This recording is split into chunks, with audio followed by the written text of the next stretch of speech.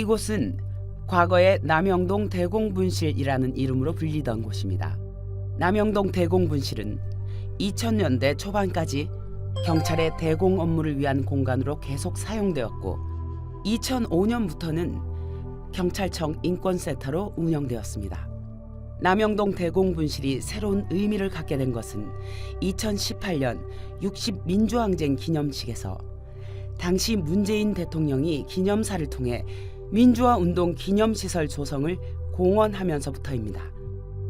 현재 민주화운동 기념관은 민주화운동 기념사업회법에 따라 관리, 운영되고 있습니다. 대공분실의 전시는 전시를 위해 건물에 무언가를 새로 만들거나 크게 바꾸지 않고 소리를 중심으로 구성하였습니다. 1층부터 4층까지 설치된 204개의 작은 스피커들에서 들리는 정교한 효과음과 음악, 각 공간에서 흘러나오는 소리에 귀 기울이며 관람하시는 것을 추천드립니다.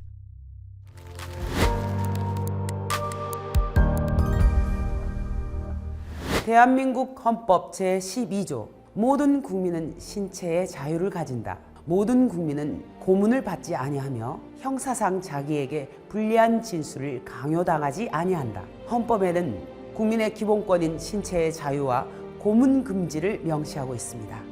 하지만 군, 중앙정보부, 경찰 등 국가기관은 헌법을 무시한 채 독재 권력의 비호에 앞장서며 불법 구금과 고문을 자행했습니다. 이를 입증하는 공간이 바로 여기 남영동 대공분실입니다.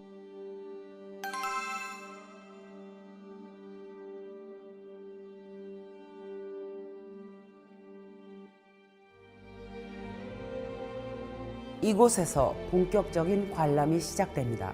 현재의 대한민국을 사는 우리가 지금부터 1987년의 과거와 만납니다. 1970년대와 80년대 박정희 전두환 군사정권은 이곳에 수많은 사람을 불법 연행, 감금하여 조작 사건을 만들었습니다.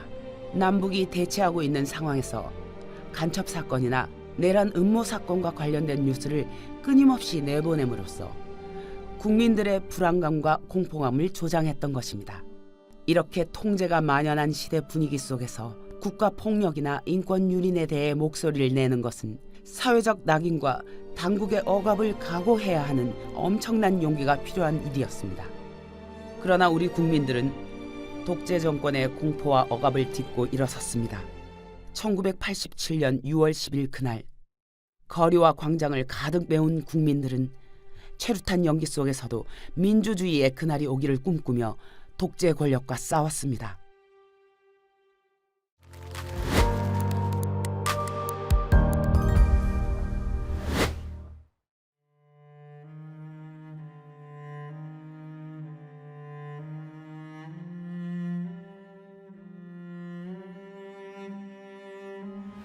냉전이 고착된 1970년대 이후 실제로 간첩을 잡는 것보다 거짓으로 간첩 사건을 만들어내는 경우가 더 많았습니다.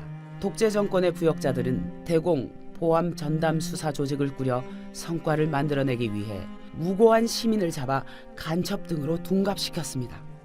농어촌의 일상이었던 모임 활동은 내란 음모를 위한 작업이 되고 좋은 책을 함께 읽던 책 모임은 공산주의 활동으로 변했습니다. 간첩으로 체포된 이들의 이름과 얼굴이 뉴스에 나오면 그것이 진실이든 아니든 관계없이 간첩을 잡은 이들에겐 어김없이 포상과 승진이 이어졌습니다. 이곳 남영동 대공분실에서 만들어진 조작 사건들은 크게 간첩 조작 사건과 시국 공안 사건 두 가지 유형으로 나눌 수 있습니다.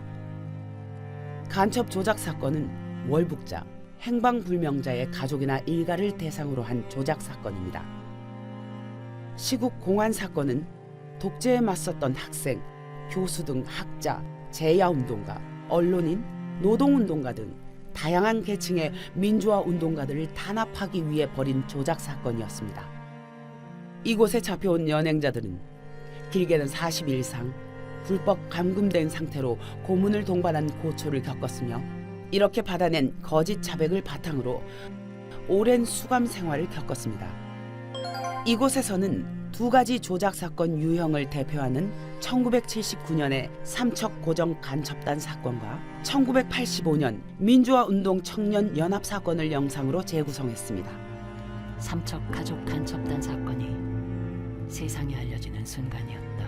고문 사실을 인정하면서도 그들의 범죄를 수사에 집착한 결과라며 형량을 줄였다. 이 거울은 민주화운동 기념사업회가 경찰청으로부터 건물을 인계받았을 당시 이곳에 남겨져 있었습니다. 축발전이라는 글자가 보입니다. 이 글자를 우리는 어떻게 받아들여야 할까요? 박정희 정권과 전두환 신군부 정권 시절 정권이 조작한 사건 목록들을 보고 계십니다. 법원에서 무죄로 판명했거나 진실화해위원회, 국정원, 경찰과거사위원회에서 진실규명 절차를 밟고 있는 180건의 사건 목록입니다. 이 사건으로 인생이 송두리째 망가져버린 당사자와 그 가족들의 아픔을 우리는 어떻게 마주할 수 있을까요? 이런 세상에서 과연 누가 자유로웠다고 말할 수 있을까요? 이 방에서는 1950년대에서 1980년대까지 조작 사건 기록 180여 건을 디지털 패널과 바인더 형태로 전시하고 있습니다. 이러한 조작 사건의 진상은 1987년 60 민주항쟁 이후 드러나기 시작해서 현재까지도 많은 사건이 진상규명과 법적 판결을 기다리고 있습니다. 앞으로 더 많은 진상규명이 이루어지기를 기대해 봅니다.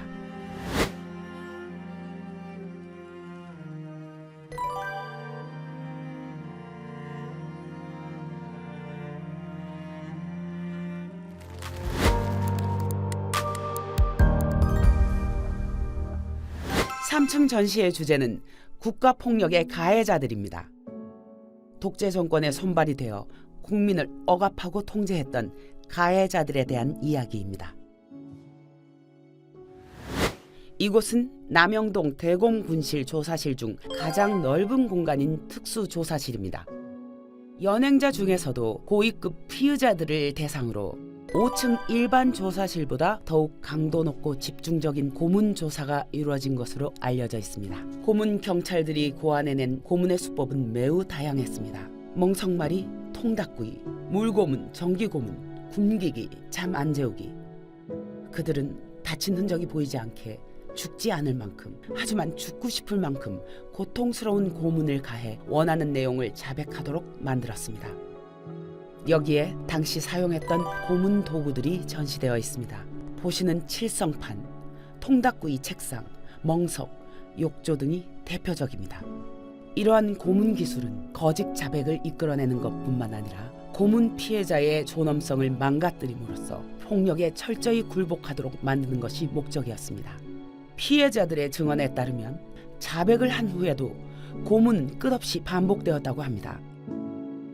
우리나라 최고의 고문 기술자로 알려진 이근한의 실제 음성이 시간 간격을 두고 흘러나옵니다. 누가 했어도 했어야 할 일을 나는 기꺼이 했을 뿐이야. 그 시커먼 벽돌 건물을 보면 그렇게 가슴이 아파.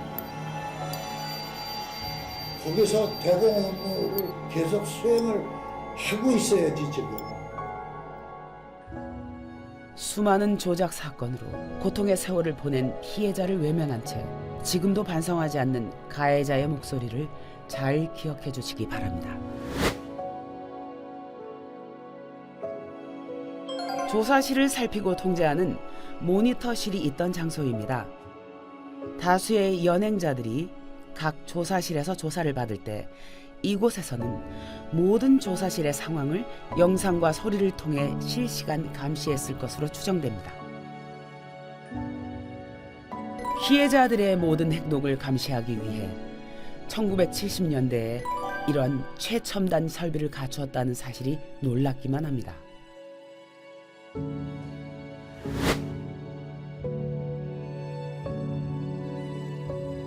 지금까지 밝혀진 대공부서 조직과 보안 분실의 변천사와 실태를 살펴보는 공간입니다. 당시 군, 국가정보기관, 경찰은 삼각축을 이루며 대공, 보안 업무를 다루었습니다. 이들은 숱한 조작 사건들을 경쟁적으로 만들어내며 독재 정권에 대한 비판의 목소리를 잠재우는 역할을 충실히 수행했습니다. 중앙정보부, 안전기획부, 보안사령부, 대공경찰이 조작한 모든 사건은 검찰의 손을 거쳤으며 독재가 길어질수록 각각의 대공부서는 확장되었습니다. 1976년 대공분실 건축 당시 반장실이 있었던 장소입니다.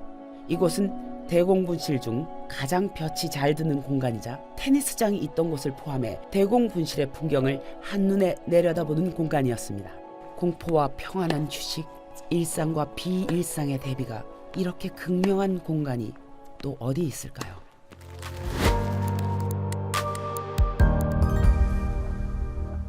우리는 1층에서 1987년의 현장을 만났고 2층과 3층에서는 국가폭력의 시스템과 가해자, 그로 인해 피해를 당한 사람들에 대해 살펴보았습니다. 하지만 이곳 남영동 대공분실은 단순히 억압과 희생으로 기억될 공간만은 아닙니다. 4층 전시의 주제는 일어서는 사람들입니다.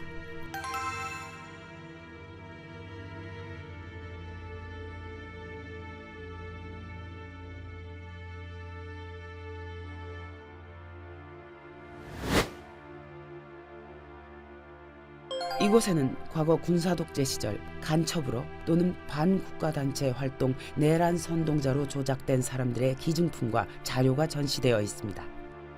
누구나 국가에 의해 소중한 삶을 순식간에 잃어버릴 수 있었던 시절, 겪지 않아도 될 일을 겪었음에도 자신의 삶을 아름답게 꽃피웠던 약 20분의 이야기를 만나보시기 바랍니다. 1987년 60 민주항쟁이 일어나기까지의 과정을 살펴볼 수 있는 공간입니다. 학생 박종철의 죽음과 은폐되었던 사실이 폭로되면서 60 민주항쟁의 도화선이 되는 과정을 보여줍니다. 1987년 1월 서울대학교에 재학 중이던 박종철 학생이 남영동 대공분실에서 조사를 받다 사망하는 사건이 발생합니다. 경찰은 책상을 탁 치니 억하고 죽었다라며 박종철의 죽음을 단순 쇼크사로 발표합니다. 그러나 무검의의 증언과 언론 보도 등으로 의혹이 제기되자 경찰은 다시 기자회견을 열어 물고문이 일어난 사실은 인정하되 담당 경찰관 2명의 우발적 행동인 것으로 꾸며 이들을 구속하는 수준에서 사건을 덮고자 합니다.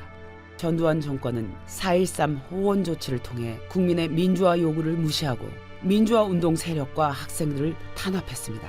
5월 5.18 광주 민주화운동 7주기 추모미사에서 천주교 정의구현 전국사재단은 박종철의 죽음이 조작되었음을 폭로합니다.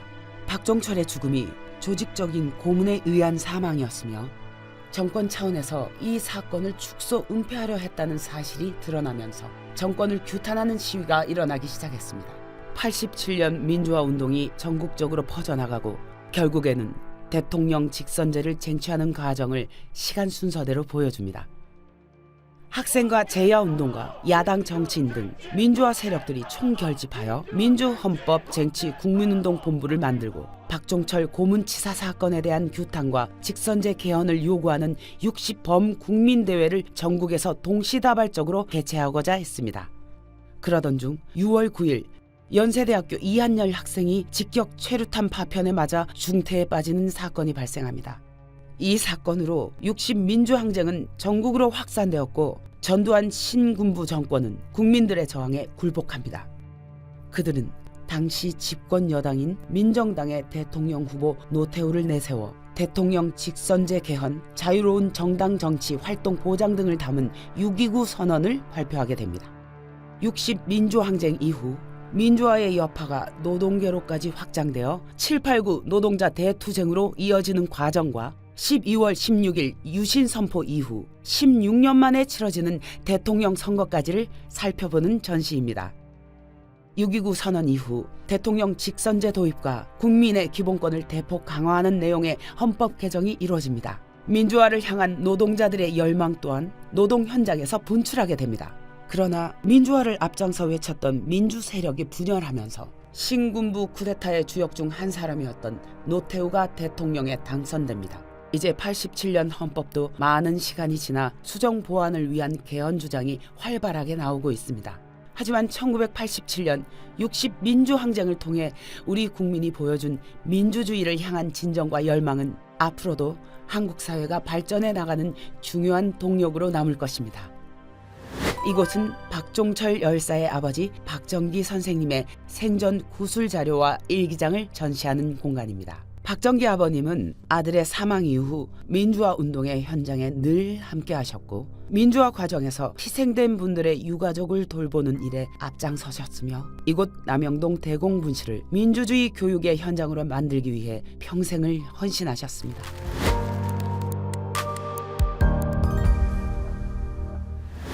(5층은) 남영동 대공분실에서 가장 중요한 공간입니다. 비록 내부가 일부 변화하였다 하더라도 이곳 5층은 1987년 당시의 모습을 가장 많이 간직한 소중한 역사유산입니다. 바로 보이는 이곳이 박종철 고문치사 사건이 있었던 509호실입니다. 열사의 아버님이신 박정기 선생님과 시민사회의 노력으로 경찰청의 대대적인 리모델링 공사에도 불구하고 원형이 보존될 수 있었습니다. 마이크를 볼 수 있는 조사실입니다.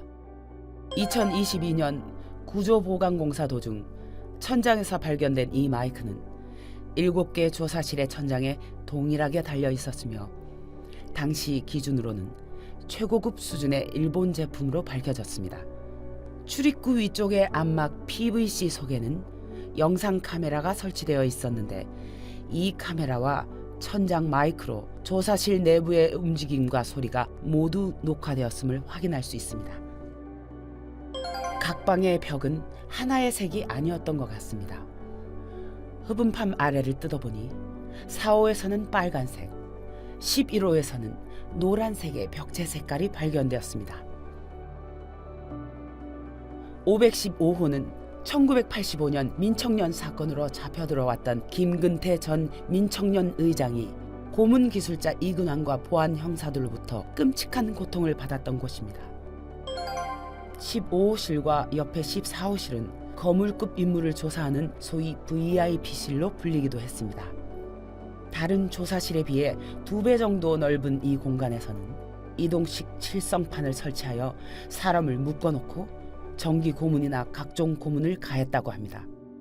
김근태님은 1985년 9월 4일부터 9월 26일까지 23일 동안 구타와 물고문, 정기 고문 등 갖은 고문을 받았습니다. 하지만 깊은 고문 후유증에 시달리면서도 꿋꿋하게 삶과 사회에 대한 의지를 불태우며 민주주의를 위해 평생을 헌신하셨고 2011년 65세의 이른 나이에 별세하셨습니다.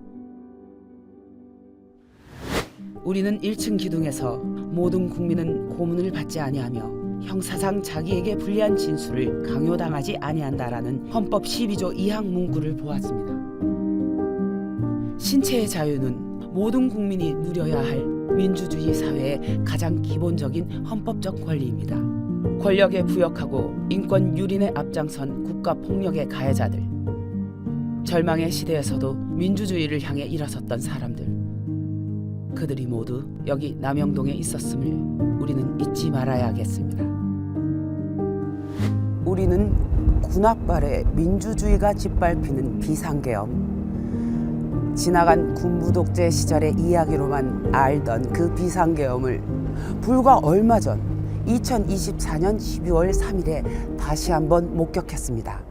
그리고 그것을 극복하는 힘도 민주공화국의 주권자인 우리 국민으로부터 나온다는 것을 배웠습니다. 민주주의는 당연하게 주어지는 것이 아니라 우리가 일상 속에서 항상 노력하고 학습해 나아가야 한다는 것. 그것이 과거의 역사가 오늘날 우리에게 전해주는 교훈이 아닐까요? 민주화운동 기념관은 기억을 넘어 오늘 우리가 살아가는 일상 속 민주주의를 실천하는 공간이 되고자 합니다. 민주주의는 언제나 지금 여기서 시작됩니다. 역사를 기억하는 곳 민주화운동 기념관은 국민 모두와 함께 끝없는 민주주의의 여정을 이어가겠습니다.